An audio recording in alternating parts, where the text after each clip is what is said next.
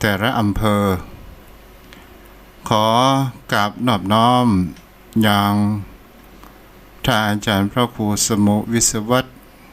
วรกิจโจผู้อำนวยการสถานีวิทยุขึ้นพระพุทธศาสนาแห่งนี้ด้วยความเคารพสถาญาติโยมทั้งหลายวันนี้ก็มาอยู่กับกันในวันที่18ธันวาคมพุทธศักราช2563วันเวลาผ่านไปเป็นสิ่งที่คนเรานั้นจะหันได้ว่าแห่งปกี่วันปี2563มันก็จะผ่านไปตามอัตโนมัติตามธรรมชาติเราไม่สามารถที่จะหยุดยั้งวันและเวลาให้อยู่กับที่ได้จิตใจมนุษย์ของคนเราก็เช่นเดียวกันเราจะหันกันได้ว่าสิ่งที่มันบดีสิ่งที่จิตใจเก็บเอามาเป็นความทุกข์เป็นปัญหาในจิตในใจเป็นความผูกอาฆาตพยาบาทสิ่งตัวนี้เราก็มันผ่านไปอย่ามักหมมในจิตใจจงหันมาฟังคติธรรมจากพระสงฆ์องค์เจ้าโดยการที่ได้น้อมทำรักธรรมขององค์สมเด็จพระสัมมาสัมพุทธเจ้ามาสู่สถาญาติโยมวันนี้เราก็ได้ยินอย่างสามเณรหรือว่าไอ้เนนเปิ่นได้อูดได้จาและเปิ่นก็มีความสามารถในการเทศน์บรรยายธรรมถ้าอู้ไปอู้มาก็เหมือนภาพจริงในการอู้เปิ่นขอชมเชยตัว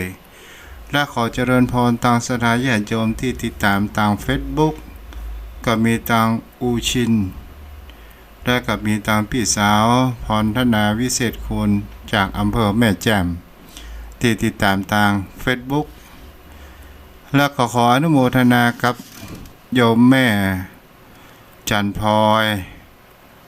พร้อมแม่จันพลอยเสมอพันธ์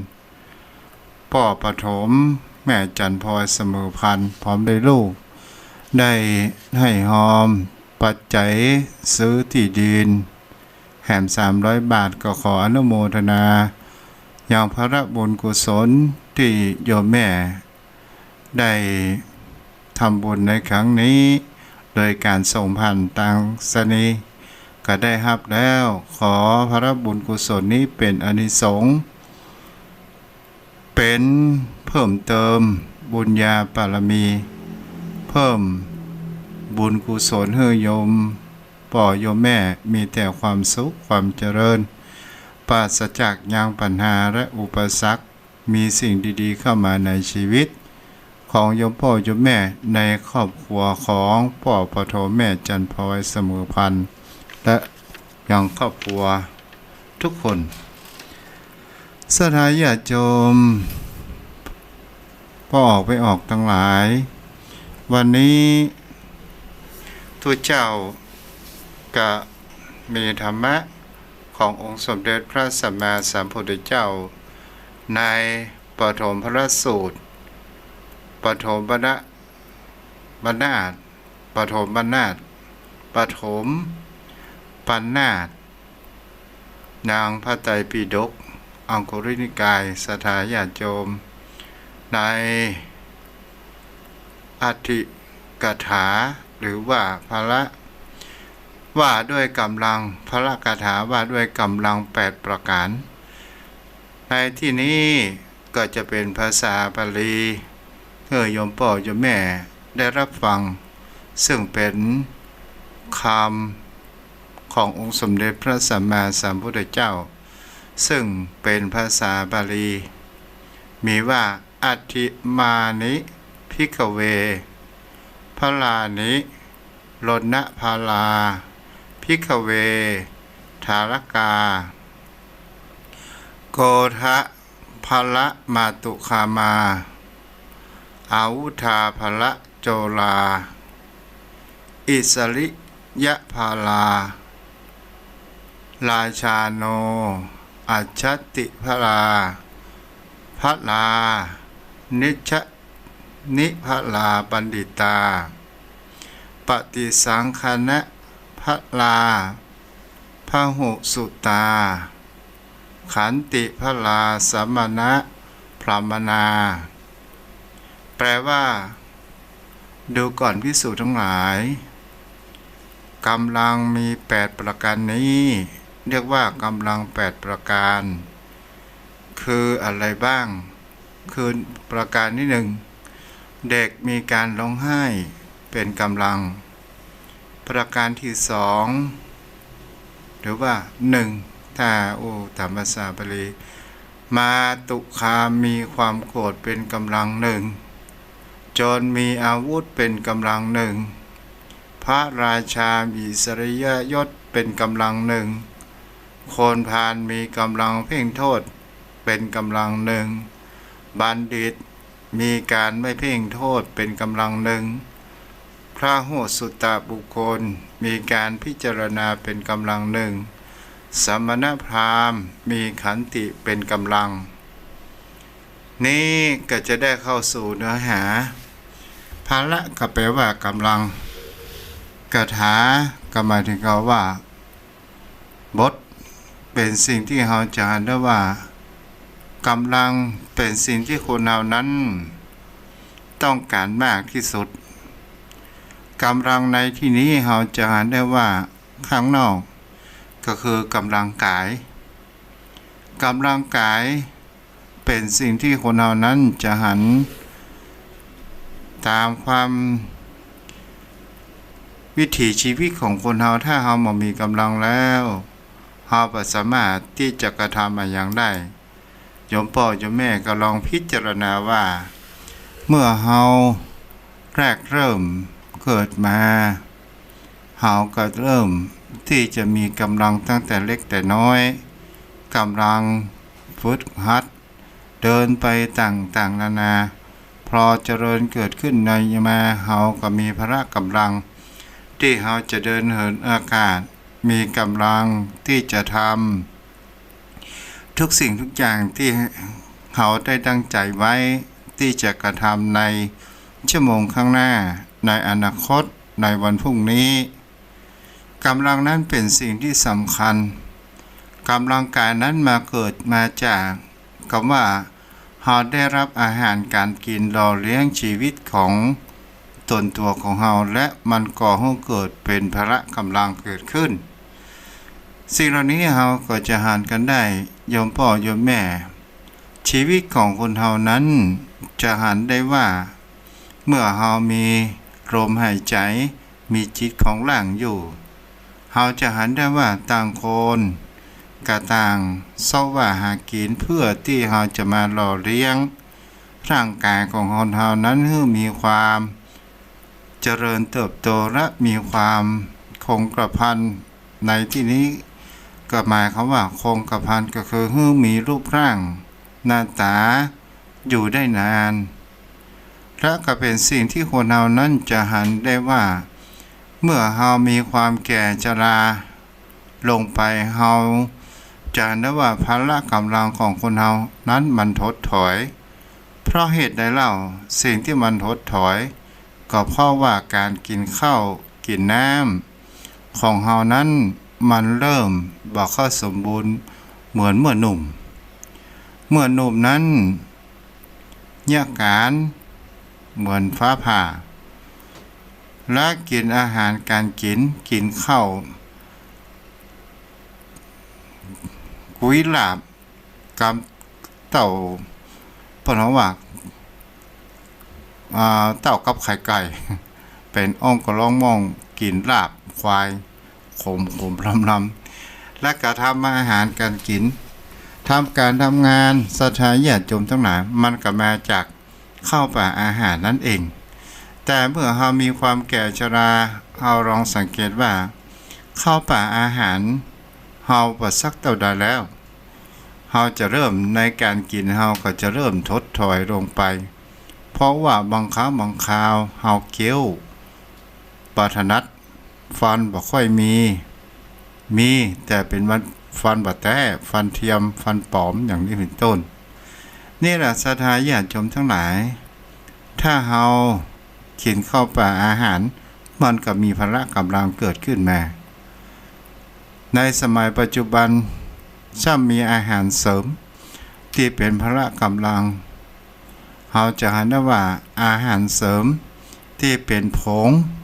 เป็นนมเป็นกองเหลวก็มีต่างๆที่บ่ต้องไปเกี่ยวมีสิ่งเดียวศรัทธาญาติโยมทั้งหลายที่เฮาเกี่ยวว่าพูดกันก็คือ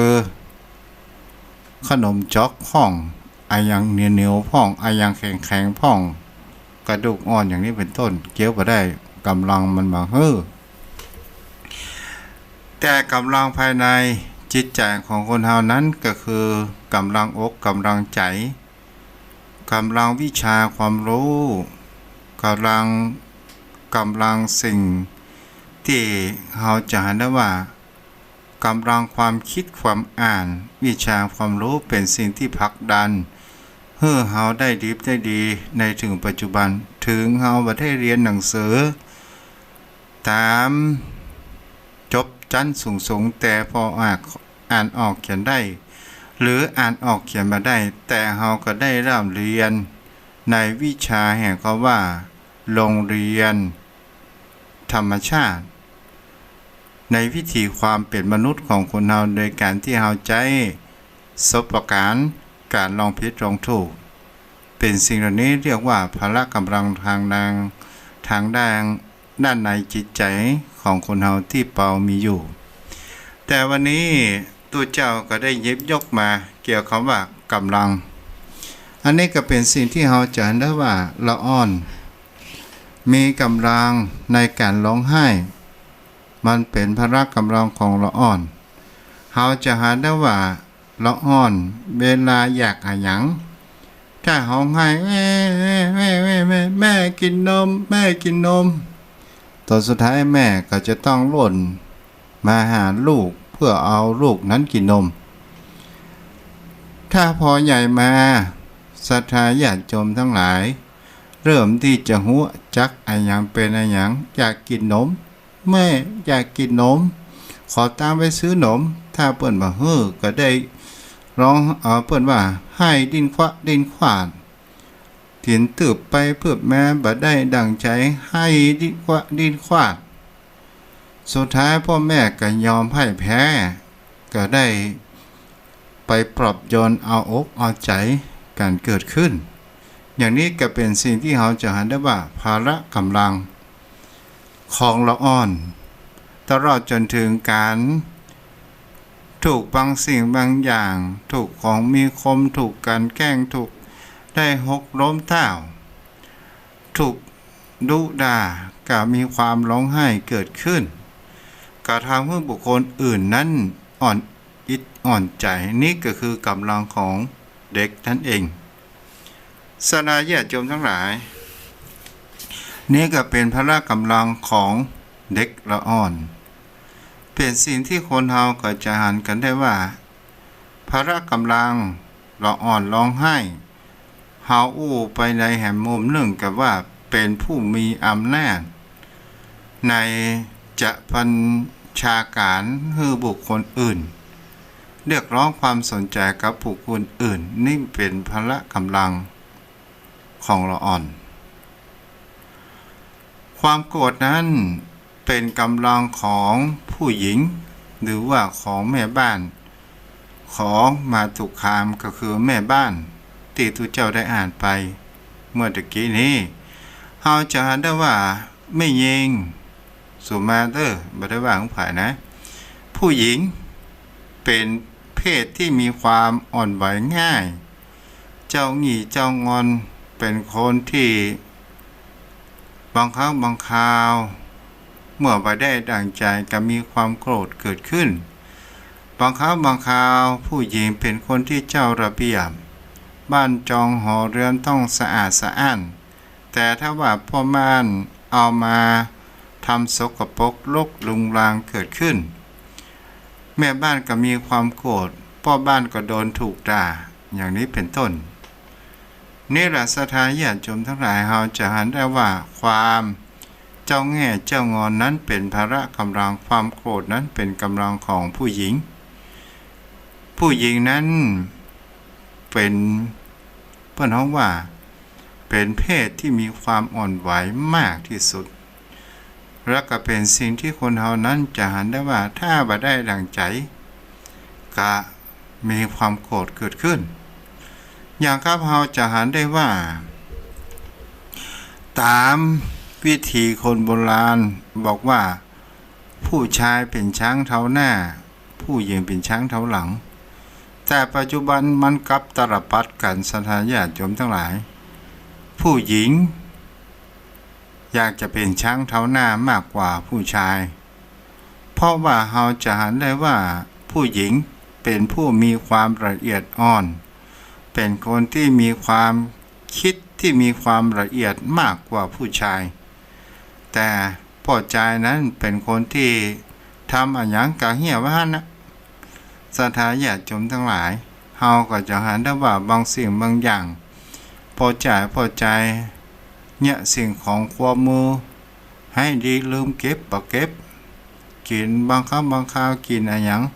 กะเหี้ยว่านะก็บอกว่าแจ้หน้าที่ของเฮาล้างถ้วยบางครั้งบางคราวก็เดือดขึ้นเมียว่าซักผ้าซักหัวแจ้หน้าที่เฮามีไหนใครเอาสักกรรมดีก้าแฟบน่ะมีที่ไหนพอแฟบอ่ะมีที่ไหนจะเอามาซักผ้าซักหัวเนี่ย นี่แหละสถานญาติโยมทั้งหลายเฮาก็จะหันได้ว่าแท้ที่จริงคนเฮานั้นไขกับมันใหญ่เกินกว่าไผแต่คนเฮานั้นฮื้อความไว้เนื้อเชื่อใจไว้ความว่าเก่งใจ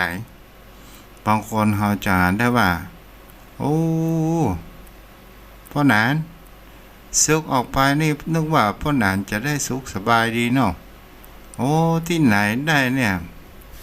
บัดเดี๋ยวเนี่ยอยู่วัดมักอยู่วัดนี่ใจเฮาอยู่ได้บัดเดี๋ยวนี่มาเป็น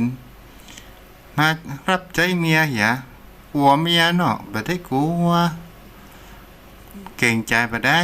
ช่วยเขาแบ่งเบาภาระไปอย่างนี้เป็นต้น เราสถานญาติโยมทั้งหลายเอาละถ้าเมาเล่นกันเดี๋ยวมันจะหมดเวลา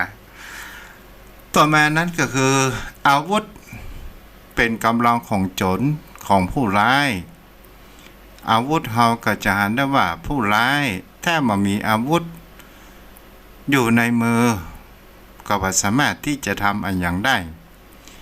อาวุธก็เลยกลายเป็นกำลังของเขาโยมพ่อโยมแม่เฮาก็ลองสังเกตนักเลงกลางใหญ่โตทำเป็นกลางถ้ามามีปืนพกจ้างเขาจะมีความกลางอวดสรรพคุณอันอย่างได้นั้นอาวุธเป็นกำลังของคนผู้ร้ายของคนจนต่อมาก็คือคำว่าอิสริยยศเป็นกำลังของพระราชามหากษัตริย์เฮาจะอ่านได้ว่าอิสริยยศความเป็นพระมหากษัตริย์สามารถที่จะกระทำสิ่งที่ปนหัวว่ามีความกิ้วโกรธมีความพิโรธต่างๆสามารถที่จะลงอาญากับบุคคลคนนั้นได้สามารถจี้เปลี่ยนจี้ตายได้และเป็นสิ่งที่เราจะหันได้ว่ามีพระกันก็คือบ้านเฮาฮ้องว่าดาบอัยสิทธิ์ของพระมหากษัตริย์เมื่อมีดาบถ้าจกใจมาก็แปลว่าผู้คนนั้นก็ถืออับจนถึงอับจนถึงมรายสิ้นหายไปถึงชีวิตอยากก็เฮาหันหนังกินห้องเต้สถานญาติโยมทั้งหลายประหาร7 ชั่วโคตรเนี่ยประหาร7 ชั่วโคตรโอ้สถานญาติโยมหน่อย7 ชั่วโคตรนี่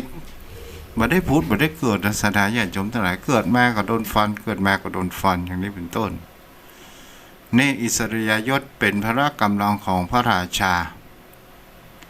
การเพ่งโทษนั้นเป็นกำลังของคนพาลคนพาลหมายถึงใดคนพาลก็คือคนที่จ้องจะจับผิดในสิ่งร้ายของคนอื่นศรัทธาญาติโยมทั้งหลายเราก็ลองสังเกตดูว่าคนพาลเนี่ยมันจ้องจะจับผิดเปิ้นว่าดีมันก็ถึงว่าบ่ดีเปิ้นว่าบ่ดีมันก็ว่าดีนี่ก็คือคนที่จ้องจะผิดแล้วก็หันเปิ้นเอาคนข้างบ้านเปิ้นเอาฝูงมากินทางข้างบ้านก็แล้วมีความใส่โทษของเปิ้นมีความอิจฉาว่าเอาเปิ้นฝูงอันนั้นอันนี้โอ้พอละซักลายเต็มตัวพอละมีแต่ขี้เหล้าขี้ยาไอ้นี่ให้บดีเนี่ยอย่างนี้เป็นต้นก็คือการเพ่งโทษแม้ภรรยาสามีก็เช่นเดียวกันถ้ามีความว่าเพ่งโทษมันก็ตึงได้ในเวลาหนึ่งเพราะคนเฮานั้นมันก็มีความเลินเล่อมีความประมาทการลืมสติกันนั้นมันก็มีนี่ก็เป็นสิ่งที่คนเฮานั้นมันก็จะต้องจับกันได้แม้แต่พระสงฆ์องค์เจ้ากับเจ้าบ้านอย่างกับวัดของอาตมาก็ตามที่เป็นวัดบ้านหมายถึงที่นี้ก็คือวัดที่อยู่ในชุมชนเป็นสิ่งที่บางครั้งบางคราวศรัทธาญาติโยมทั้งหลายในความคิดความปรารถนาของคฤหัสถ์ว่าบวชเป็นตู้เจ้ามาแล้วถ้าเป็นตู้เจ้าชุมชนตู้เจ้าชาวบ้านเป็นที่พึ่งทางด้านจิตใจบางครั้งบางคราวก็เป็นสิ่งที่เฮาก็จะหันได้ว่าบางครั้งบางคราวชาวบ้านที่จ้องจะผิดพระสงฆ์องค์เจ้านั้นก็มีเป็นสิ่งที่เฮาก็จะหันกันได้ว่าบางครั้งบางคราวอวดหูเหลือตู้เจ้าอวดหูในเรื่องกรอบสี่เหลี่ยมแห่งกำแพงวัดพัทธสีมาของพระสงฆ์องค์เจ้าบางครั้งบางคราวมาหูจักบุญจักบาปบางครั้งบางคราวเปิ้นตั้งเป็นแก่วัดหรือว่าวายาวัจกรเพิ่นว่ามีหน้าที่เป็นผู้รับใช้เจ้าอาวาสพระภิกษุสงฆ์สามเณรดันกลับไปหลงว่าเป็นแก่วัดก็เหมือนกับแก่บ้านปกของทุเจ้าไปโดยอัตโนมัตินี่แหละศรัทธาญาติโยมทั้งหลายเฮาจะหาได้ว่าจ้องจะผิดทุเจ้าเนี่ยหันเนี่ยนี่บางสิ่งบางอย่างมาได้ผิดระเบียบวินัยบางคราวบางคราวก็บอกว่าทุเจ้ายังบวชมาแล้วยังบัสระกิเลสตัณหาอายังต่างๆนั่นนะอ้าวก็เป็นสิ่งที่เท่าว่าคฤหัสถ์มาควบขวนพระสงฆ์องค์เจ้ามาความเดือดร้อนจ้องจะผิดพระสงฆ์องค์เจ้าต่างคนต่างอยู่ก็จะหันได้ว่ามันก็อยู่กันง่วนและพระสงฆ์องค์เจ้าก็จะมามีความเครียดนี่แหละศรัทธาญาติโยมทั้งหลายบางสิ่งบางอย่างแท้จริงของในวัดในวานี้บ่ได้เป็นของทุเจ้าสักอย่างทุเจ้าเป็นเพียงหน้าที่เป็นที่พึ่งทางด้านจิตใจเป็นหมอจิตแพทย์คนหนึ่งโยมพ่อโยมแม่เฮาก็จะอ่านกันได้ว่าเวลาโยมพ่อโยมแม่ศรัทธาญาติโยมชาวบ้านชาวจองมีเรื่องหมองวนอกวนใจก็มาถามพระสงฆ์องค์เจ้าบางสิ่งบางอย่างทุเจ้าก็ตอบได้บางสิ่งบางอย่างทุเจ้าก็สามารถตอบได้เป็นสิ่งที่บางครั้งบางคราวพระสงฆ์องค์เจ้าก็คือสมมุติสงฆ์กิเลสตัณหามันก็มีเหมือนกันแต่มันมีน้อยลงหน่อยหนึ่งเพราะว่ามันมีผ้าเหลืองมีธงชัยถ้าเราจะนอกธงชัยมันก็จะทำให้เรานั้นมีความเก้อเขินมีความอับอายเกิดขึ้นอย่างพระสงฆ์องค์เจ้าจะไปเดินห้างสรรพสินค้าต่างๆศรัทธาญาติโยมทั้งหลายปัจจุบัน มือถือมีกล้องแล้วทุกเจ้าขึ้นห้างขึ้นในอย่างมันก็บ่สมควรแล้วก็หันได้ว่าบางที่บางแห่งมันก็เข้าได้อย่างโลตัสบิ๊กซีอย่างนี้ยังเข้าได้อยู่แต่ถ้าว่าห้างใหญ่ๆยังมีย่าเซนเฟสกาดสวนแก้วอย่างนี้เป็นต้นมันเข้าบ่ได้เข้าได้แต่มันเหมือนกับสัตว์ประหลาดเนี่ยเป็นสิ่งที่เราก็จะอ่านกันได้เปิ้นว่ามีผ้าเหลืองเป็นธงชัยปกคลุมไว้อยู่นี่แหละการเพ่งโทษคนอื่นมันเป็นกำลังของคนพาลและการบ่เพ่งโทษเป็นกำลังของบัณฑิตก็หมายถึงคำว่าบัณฑิตก็หมายถึงว่าเป็นบุคคลผู้มีการศึกษาผู้ที่รู้ในกิริยามารยาทในความอ่อนน้อมถ่อมตนเกิดขึ้นและก็เป็นสิ่งที่เปิ้นว่าเหมือนกับว่าเป็นนักปราชญ์ฮู้ขนบธรรมเนียมประเพณีโดยการที่ว่าเพ่งโทษคนอื่นโดยการที่มองโลกในแง่บวกในสิ่งที่ดีๆเกิดขึ้นบางสิ่งบางอย่างคนเฮานั้นบางคนหกล้มหรือว่าบางคนนั้นเกิดมรสุมมาสั่งสมในชีวิตถ้าว่าเป็นคนพาลที่เพ่งโทษก็จะไปสมน้ำหน้าเพิ่นแต่ถ้าบุคคลบ่เพ่งโทษก็บอกจะมีความบอกว่าอ๋อเพิ่นได้รับมรสุมชีวิตถ้าเฮาหันถ้าเป็นคนใกล้ชิดเฮาฮื้อกำลังใจก็เป็นสิ่งที่คนเฮานั้นก็จะหันกันได้ว่านี่ก็คือความเป็นบัณฑิตความเป็นบัณฑิตก็คือเป็นผู้ที่เรียนรู้มีความอ่อนน้อมถ่อมตนรู้จักขนบธรรมเนียมประเพณีมาได้มีการเพ่งโทษคนอื่นเนี่ยเราจะหันได้ว่าคนเฮานั้นชอบเพ่งโทษคนอื่นแต่เราไม่ได้เพ่งโทษตัวของเราเองต่อมาก็คือการพิจารณาเป็นพละกำลังของผู้แก่เรียนการพิจารณาอย่างก็ตามสถาญาติโยมทั้งหลายอย่างเช่นผู้เรียนรู้วิทยาศาสตร์นักศึกษาแพทย์วิศวะนี่เราจะเห็นได้ว่าบุคคลเหล่านี้จะแยกอย่างแต่ละครั้งก็ต้องมีการพิจารณาอย่างท่วนทีว่าอย่างคืออย่างไปที่แม่อย่างนี้ก็คือนักวิทยาศาสตร์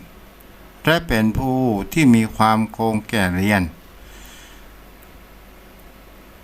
และเป็นสิ่งที่เราจะเห็นได้ว่าคนเฮานั้นบางสิ่งบางอย่างเราจะเห็นได้ว่าความการพิจารณานำมาซึ่งความ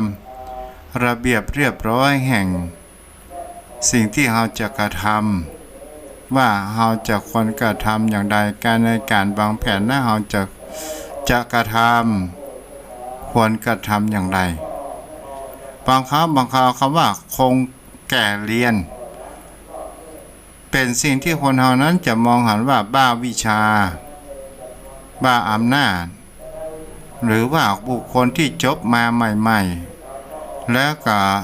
มาทำงานใหม่อย่างจะต้องมีความเป๊ะอย่างนี้เป็นต้นอันนี้เรียกว่าเป็นผู้คงแก่เรียนไปแห่งด้านหนึ่งแต่ในด้านที่นี้ก็คือมีความเป็นกำลังคือความคงแก่เรียนก็คือมีการพิจารณาวิเคราะห์ปัญหาต่างๆนานาเกิดขึ้นสุดท้ายข้อสุดท้ายนั้นก็คือคำว่าขันติเป็นกำลังของสมณะพราหมณ์ครั้งพุทธกาลมีพราหมณ์ตัวนอกสถาญาติโยมทั้งหลายก็เลยมีคำว่าเราจะเห็นได้ว่าครั้งพุทธกาลนั้นลัทธิต่างคนก็ต่างมีการศึกษาหาทางออกแห่งคำว่าความพ้นทุกข์หรือว่าวิโมกขธรรมเป็นสิ่งที่คนเฮานั้นก็จะหันกันได้ว่า สมณพราหมณ์ก็จะต้องทนสภาพแห่งความเปลี่ยนแปลงอย่างกับลัทธิครูทั้งหกบางคนก็บอกว่าเสื้อผ้าเนี่ยมันเป็นภาระต่อไปนี้เราจะมานุ่งเสื้อผ้าครัวใบอย่างสักอย่างเวลาหนาวเราก็จะดังไฟหิงเหียเพราะว่าเสื้อผ้าตัวเดียวทำให้เกิดกิเลสตัณหาทำให้เป็นภาระวุ่นวายถ้าเรามานุ่งเสื้อนุ่งผ้ามันก็บ่เกิดตัณหาต่างคนต่างหันต่างคนต่างมีอย่างนี้เป็นต้นบางคนนั้นก็เกิดความสร้างแห่งความทรมานหันว่ากตานี่เป็นบ่อเกิดแห่งตัณหาพวกกันตาออกขว้างแล้วมาหันอะไรอย่างบางคนก็ว่าเสียงน่ะเป็นตัวสำคัญเป็นตัวมีอำนาจคือคนตบหูตึงไปบางได้ยินเสียงอะไรอย่างสักอย่าง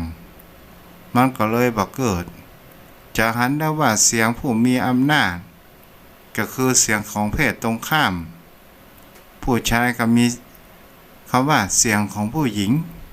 ผู้หญิงก็ว่าเสียงผู้ชายมีอำนาจผู้ชายก็บอกว่าเสียงผู้หญิงมีอำนาจอย่างนี้เป็นต้นก็เลยตบหูตัวเองขว้างอย่างสถานญาติโยมทั้งหลายบางครั้งบางคราวก็เป็นสิ่งที่จะได้ว่าลิ้มรสลิ้นเนี่ยเป็นตัวก่อให้เกิดปัญหาตัดลิ้นขว้างไม่ต้องไปอู้ไปจ๋าไม่ต้องไปอย่างเสียอย่างนี่ก็เป็นสิ่งที่คนเราจะหันได้ว่าในคนยุคก่อนพุทธกาลนั้นแสวงหาแห่งคำว่าโมกขธรรมมากแต่มันเป็นสายไปทางสุดตรงก็เลยพุทธองค์ก็ได้แสวงหาคำเป็นเจ้าชายสิทธัตถะแสวงหาครูบาอาจารย์สุดท้ายแล้วก็หันว่ามันเป็นทางสุดตรงได้ทรมานร่างกายจนมีความร่างกายชุบพวกน้องว่าสุบผอมเกิดขึ้นนี่แหละหันได้ว่าโอ้ทางนี้มันไม่ใช่ทางหลุดพ้นทางหลุดพ้นมันก็คือการเราบ่ต้องไปทรมานทุกสิ่งทุกอย่างพอปานกลางเราจะไปเข่งจัดจะไปหย่อนยานเกินไปอย่างนี้เป็นต้นโยมพ่อโยมแม่ก็ลองสังเกตดูว่าถ้าว่าครอบครัวใดก็ตามที่เป็นคนที่มีความเจ้าระเบียบมีความเข่งใส่กรอบมือกับลูกกับหลานเราจะเห็นได้ว่าลูกหลานก็จะมีความกดดันเข้าก็เกิดความพ้องว่าแตกความแตกเกิดขึ้นเป็นสิ่งที่เราจะได้ว่าตอนสุดท้าย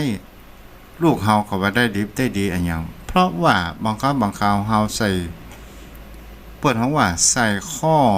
ระเบียบวินัยมากเกินไปแต่ถ้าว่าเราปรับไปตามสภาพตามเหตุการณ์ว่าจะไปเข่งนักจะไปหย่อนยันนักเราเดินทางสายกลางลูกหลานเราก็จะหันได้ว่า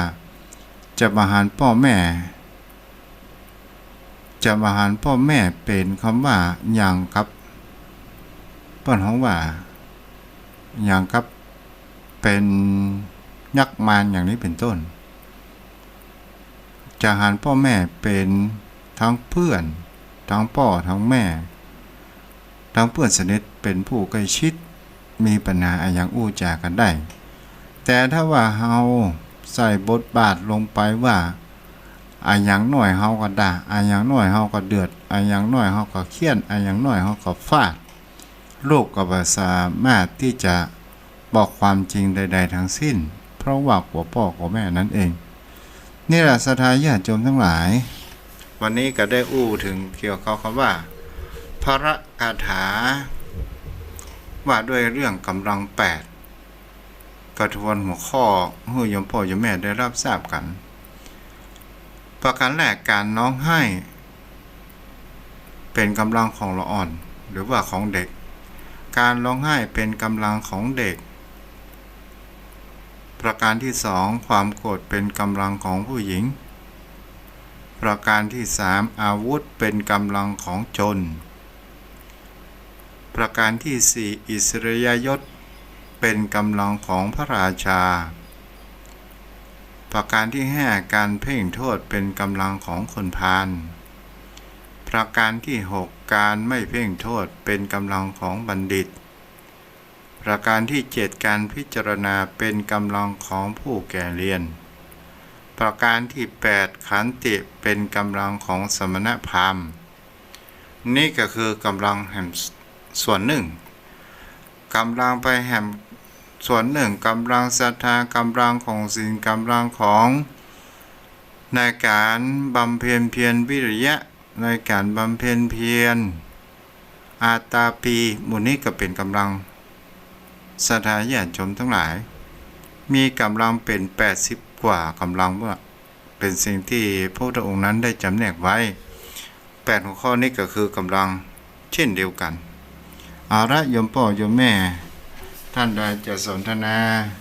อู้จ๋าถามไทยก็ว่ากัน